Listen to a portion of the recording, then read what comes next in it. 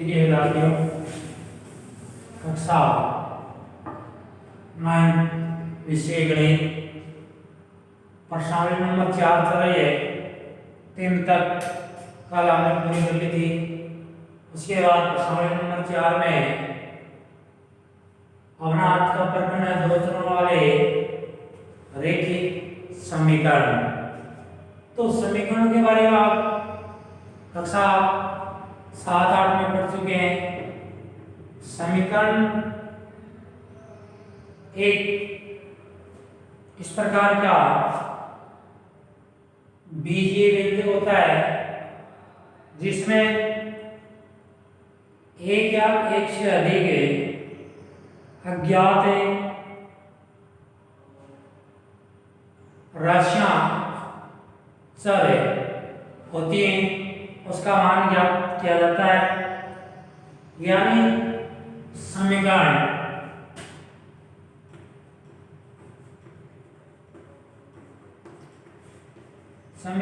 एक या एक से अधिक अज्ञात राशियों और ज्ञात राशियों से युक्त किन्हीं दो बीजीय व्यंजकों को प्रकट करने वाला या समता वाला ऐसा कथन समीकरण कहलाता है। यानी समीकरण का अर्थ है एक या एक से अधिक अज्ञात राशियों और ज्ञात राशियों सहित किन्हीं बीजीय व्यंजकों वाला कथन या समता समीकरण कहलाता है, जो किसी कथन को अभिव्यक्त करता है। इसमें समीकरण में दो प्रकार की राशियां होती हैं। एक राशि चर कहलाती है, दूसरी अचर। चर राशियों में किन्हीं बीजीय व्यंजकों से प्रदर्शित करते हैं, जैसे x, y, z किसी भी वर्णमाला, हिंदी वर्णमाला, अंग्रेजी वर्णमाला, किसी भी वर्णमाला के बीजीय व्यंजकों से चर राशियों को प्रदर्शित किया जाता है। और अचर राशियां वो अंगणितीय संख्यात्मक मान होते हैं जो अचर राशि कहलाती है और चरों को बीजीय व्यंजकों से प्रदर्शित करते हैं। अब इसमें आपके पास दो चरों वाले समीकरण है। इसमें पहले रैखिक समीकरण।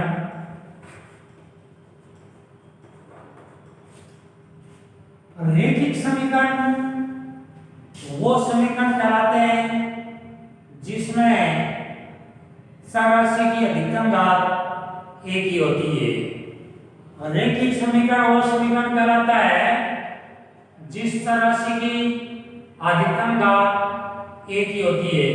चर राशि के आधार पर समीकरण, पदों के आधार पर समीकरण अलग अलग प्रकार के हो सकते हैं। एक चर वाला समीकरण हो सकता है जिसमें एक ही चर राशि हो। दो चरों वाला समीकरण हो सकता है जिसमें x, y जैसे दो चर हो। लेकिन रैखिक समीकरण जो है उसमें नियम ये कि जो भी चर है उसकी अधिकतम घात एक ही हो। अधिकतम घात एक की वाला समीकरण, यानी चर की अधिकतम घात अगर एक है तो उसको सरल के समीकरण के नाम से जाना जाता है, जिसमें चरों के आधार पर इसको दो भागों में बांट सकते हैं। एक चर वाला समीकरण सरैखिक और दो चरों वाला समीकरण सरैखिक। और रैखिक समीकरण को एक सरैखिक समीकरण के नाम से जाना जाता है क्योंकि इसकी अधिकतम घात एक ही होती है। जैसे x प्लस 2 ये एक चर वाला है, एक चर वाला समीकरण है क्योंकि इसमें एक ही अक्षर है। या x प्लस वाई प्लस 2 बराबर 0, ये दो चरों वाला समीकरण है क्योंकि इसमें x प्लस वाई दोनों चर साथ साथ में है, तो इसको दो चरों वाला रैखिक समीकरण कर सकते हैं। प्रश्नावली है उसमें आपने दो तरह वाले रैखिक समीकरण के बारे में आज पढ़ना है। अपनी प्रश्नावली में दो तरह वाले रैखिक समीकरण से संबंधित जो क्वेश्चन है इसका सीधा हल होता है और ग्राफ पेपर में होता है। इस प्रकार का क्वेश्चन विशेष है क्योंकि कक्षा 10 बोर्ड में 6 अंक का क्वेश्चन पूछा जाता है, इसलिए इसको अच्छी प्रकार से अगर ध्यान कर लें अभी कोई 10th में भी अच्छे अंक प्राप्त करने में सहायक होगा। अब एक तरह वाले रैखिक समीकरण को हल ज्ञात करने के लिए आपके पास दो विधियां हैं, या तो हमें प्रतिस्थापन बीजगणितीय विधि से इसका मान ज्ञात कर सकते हैं अचर पदार्थ को प्रतिस्थापन करके, या आलेखीय विधि जिसको हमें ग्राफ कहते हैं, ग्राफ में से रेखा के द्वारा प्रदर्शित करके इसका हल प्राप्त कर सकते हैं। जैसे ऊपर वाला समीकरण है एक चर वाला, इसमें x बराबर अचर पद जो है उसका पक्षांतर कर दिया -2। तो किसी समीकरण का हल वह संख्या तक मान होता है जो मान रखने पर वो संतुष्ट हो जाता है। तो इसमें क्या x की जगह -2 रखते हैं तो दोनों पक्ष संतुष्ट हो जाते हैं। समीकरण में दो पक्ष होते हैं, left hand side and right hand side, यानी बायां पक्ष और दक्षिण पक्ष, दोनों पक्षों में बराबर मान होने पर समीकरण संतुष्ट कहलाता है। समीकरण एक तरह की तराजू होती है जिसमें हम मान करके और उसको बराबर संतुलित कर देते हैं। जैसे तराजू में दोनों तरफ समान किलो वजन डालने पर वो संतुलित हो जाता है, उसी प्रकार है समीकरण एक ऐसी तराजू है जिसमें समान मान करके दोनों पक्षों को संतुष्ट किया जाता है।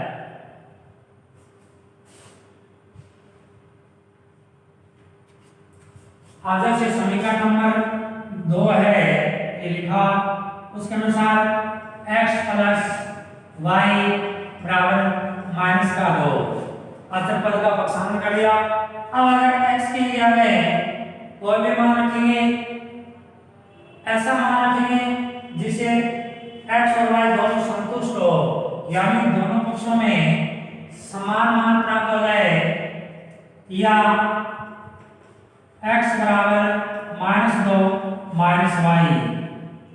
इस प्रकार इसमें कोई भी मान रखने पर ये दोनों पक्ष संतुष्ट होंगे तब वो एक समीकरण का हल कराएगा।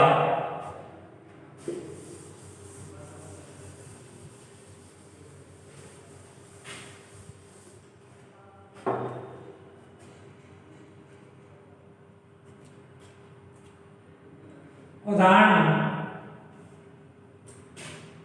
अगला उदाहरण है 3x - 5। इस समीकरण में हमें x के ऐसे मान ज्ञात करने जिसे उसके स्थान पर रखने पर ये समीकरण संतुष्ट हो जाए। हम इसको बराबर शून्य रख देते हैं। 3x बराबर अचर पद का पक्षांतर कर दिया 5 हो गया। अब अगर x की जगह ऐसा मान होना चाहिए जो रखने पर ये पक्ष संतुष्ट हो जाए तो x बराबर, यानी दोनों पक्षों में 3 का भाग दे देते हैं तो 5/3, यानी 5x के स्थान पर 5/3 रखेंगे तो इस पद का मान भी 0 हो जाएगा। x की जगह यानी 5/3 रखने पर ऊपर का जो समीकरण है वो संतुष्ट हो जाएगा।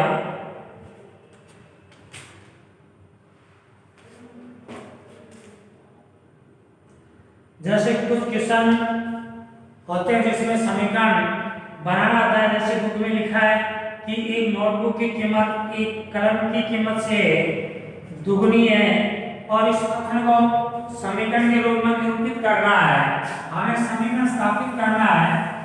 ऐसा कोई भी क्वेश्चन हो सकता है, ऐसे भी हो सकता है कि संख्या के दुगने में 5 जोड़ने पर उसका योगफल 7 हो जाता है या 10 हो जाता है, इस प्रकार के कथन होते हैं और इन कथनों को हमें समीकरण के रूप में स्थापित करना पड़ता है। जैसे बुक में लिखा है कि एक नोटबुक की कीमत, एक कलम है उसकी कीमत की दुगनी है। तब हमें जब दो कथन दिए गए तो दो तरह से माननी होगी। माना कि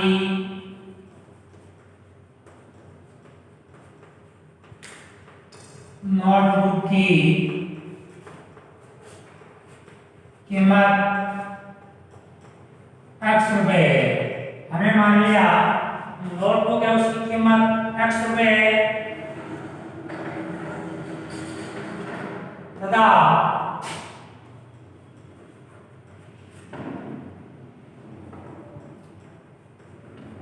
कलम की कीमत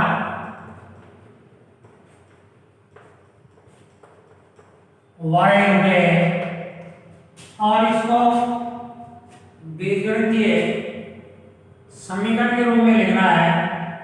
हमें पता है दोनों तरह से मान ली, लेकिन इसमें लिखा कि नोटबुक की कीमत, कलम जो है उसकी कीमत की दुगनी है। अगर नोटबुक के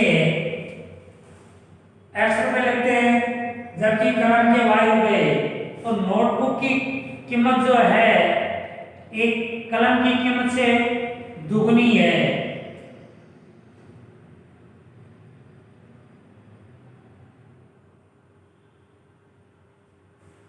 तो इस प्रकार नोटबुक है कलम की दुगनी है, तब समीकरण बनेगा x बराबर 2y, क्योंकि x नोटबुक की कीमत है, y एक कलम की कीमत है। तो कलम की कीमत की नोटबुक की कीमत दुगनी है, तो जो संख्या कम है उसको हमें 2 से इंटू करके इसके बराबर रख दिया, यानी इस x का मान 2y के बराबर है। अगर कहने का मतलब है दो कलमों का जो मूल्य है वो एक नोटबुक के बराबर होगा, क्योंकि इसकी कीमत इसकी दुगनी है और उसकी कीमत उसकी 1/2 है। दोनों पक्षों में इस प्रकार रख सकते हैं। तो इस प्रकार का समीकरण हो गया। अब इस समीकरण को अगर हल करेंगे तो हम इसकी जगह ऐसा मान रखेंगे जिससे दोनों संतुष्ट हो जाए, या x - 2y बराबर 0। अब ये समीकरण का रूप बनेगा यहाँ, तो क्योंकि अब ये 0 के बराबर हो गया, दोनों चरराशियां एक पक्ष में आ गई हैं और दो पक्ष भी बन गए, ये लेफ्ट हैंड साइड और ये राइट हैंड, ये बायां पक्ष और ये दायां पक्ष, क्योंकि समीकरण में दो पक्ष होने पर समीकरण बनता है। अब इसकी जगह हमें कोई भी मान करके इसको संतुष्ट किया जा सकता है, जिस मान के लिए संतुष्ट होगा वो उसका हल कहलाएगा। दूसरा क्वेश्चन इसमें है जिसमें लिखा है कि कुछ समीकरण है, उसको समीकरण ax plus by plus c के रूप में लिखना। ax plus by plus c के रूप में समीकरण को लिखना है, क्योंकि यहाँ पर x y अचर पद है, a b इसके संख्यात्मक मान है और c अचर पद है।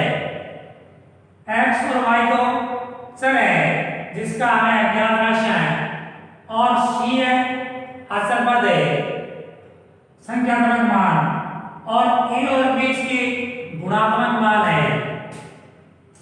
जैसे इसमें लिखा है समीकरण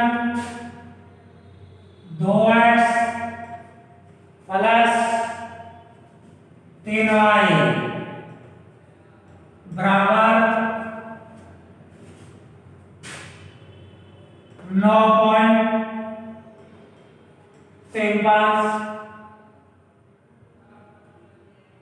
5 पर एक रेखा भी लगी हुई है जिसको हमें बार कहते हैं। ये रेखा बताती है कि इसकी बार बार आवृत्ति होती है। इसको हमें ax प्लस बराबर 0 के रूप में लिखना है और इसमें ए बी सी के मान ज्ञात करने हैं। तो इसको हम इस रूप में लिख सकते हैं 2x प्लस 3y माइनस, आगे अचर पद है वो चरों के साथ आ जाएगा और इसका इस पक्ष में पक्षांतर हो जाएगा। पक्षांतर होने पर माइनस 9.35 बार बराबर 0। ये x plus b y plus c बराबर 0 के रूप में समीकरण बन गया, जिसमें सर्वराशि और अचर पद भी एक साथ जुड़े हुए हैं। अब हमें इसमें ए बी सी के मान बताने हैं, यानी x और y तो चरराशि है, c अचरराशि है, तब है a बराबर 2, क्योंकि x अचरराशि है, चर है और इसके साथ इसका गुणात्मक मान 2 है। b बराबर 3, c बराबर माइनस 9.35 बार। इस प्रकार समीकरण को ax plus by plus c बराबर 0 के रूप में रखने के बाद इसके संख्यात्मक मान दिए गए। ये जो गुणात्मक मान है इसका, ये अचर पदों में संख्यात्मक मान कहलाता है। तो इस प्रकार के समीकरण जो होते हैं उनको इस प्रकार के समीकरणों में रखा जा सकता है। इसी क्रम में कुछ से और भी उदाहरण है, जैसे लिखा है अगले उदाहरण में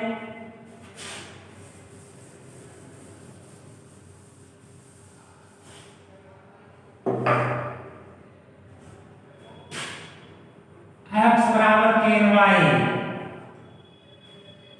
इसको हमें ax plus by plus c बराबर 0 के रूप में लिखना है और फिर a b c का मान बताना है। तो इसमें सबसे पहले इसको x b y plus c के रूप में लिखते हैं, x माइनस 3y बराबर 0, या x माइनस 3y प्लस 0 बराबर 0, क्योंकि इसमें अचर पद नहीं है, दो चरों का ही मान है, इसलिए अचर पद को हमें 0 दर्शाया है। अब a बराबर इसमें गुणात्मक मान 1 है, b बराबर माइनस का 3 है और c बराबर 0 है। तो इस समीकरण को इस रूप में रखने के बाद जब कोई भी संख्या उसके साथ कोई अचर पद नहीं है तब उसका गुणात्मक मान 1 होता है, क्योंकि कोई भी संख्या को 1 से इंटू करने पर वही संख्या प्राप्त होती है। तो 1 उसका गुणात्मक मान प्रदर्शित होता है।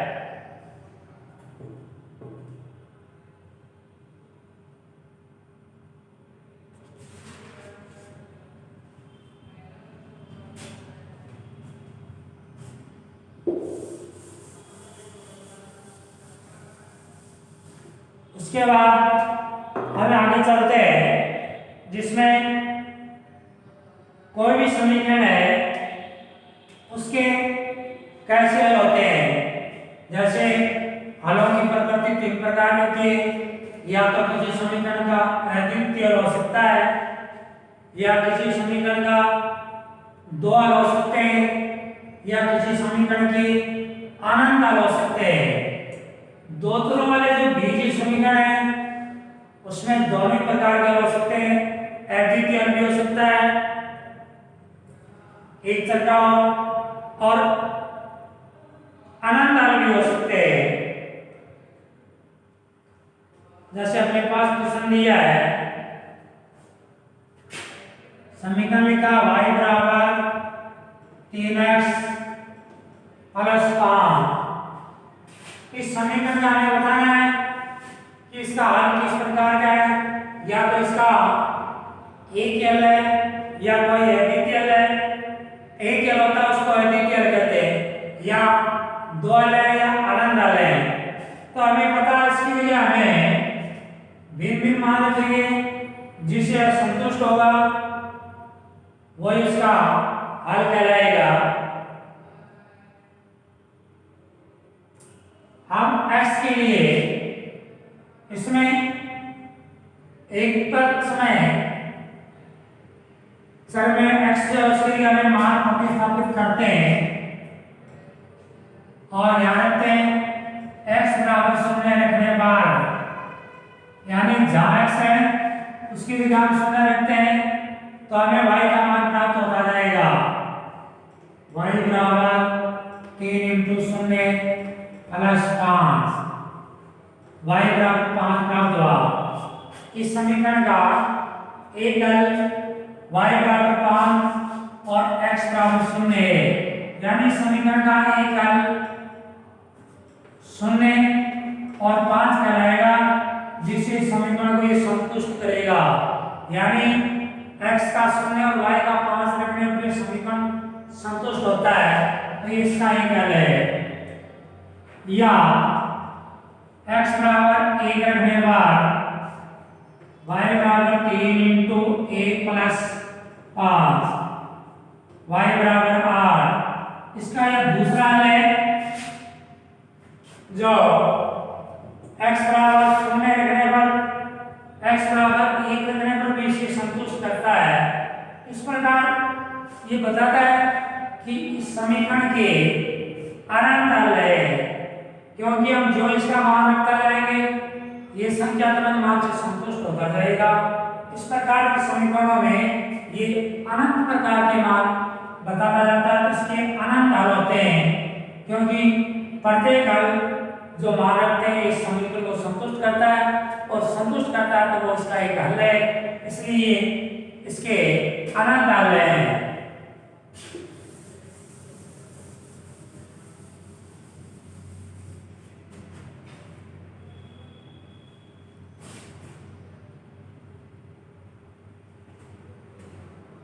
इसी प्रकार आगे भेरे कुछ समीकरण ऐसे हैं जिसमें प्रत्येक समीकरण के हल लिख रहे हैं। जैसे समीकरण में लिखा है 2x प्लस y बराबर 7 और लिखा है इस समीकरण के 4 हल लिखने हैं, यानी समीकरण के 4 हमें उत्तर प्राप्त करने हैं। तो इस समीकरण के 4 हल प्राप्त करने के लिए हमें y बराबर 7 माइनस 2x और अब इसके मान रखते हैं x बराबर 0 रखते हैं, 1 2 3 4 इस प्रकार क्रम से इसके मान रखते जाते हैं और इस समीकरण को संतुष्ट करता जाएगा। इस प्रकार इसके ये अनंत हल कहलाएंगे। जो भी मान इस समीकरण को संतुष्ट करता है वो उसका हल होगा। तब x बराबर 0 रखने पर x के स्थान पर 0 रखिए, y बराबर 7 माइनस 2 × 0 और y बराबर इस समीकरण का हल प्राप्त हो गया 7। x बराबर 1 रखने पर 7 माइनस 2 × 1 बराबर y का मान प्राप्त हो गया हमें 5। x बराबर 2 रखने पर y बराबर 7 माइनस 2 × 2 हमें इसका मान प्राप्त हो गया 3। x बराबर 3 रखने पर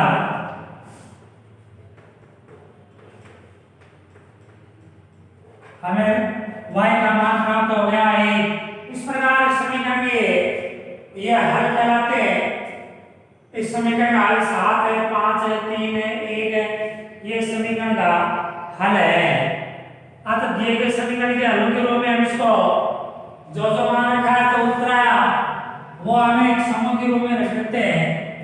जैसे इस समीकरण का हल है 0 7, इसका हल है 1 5, इसका हल है 2 3 और फिर ये हल है 3 और 1।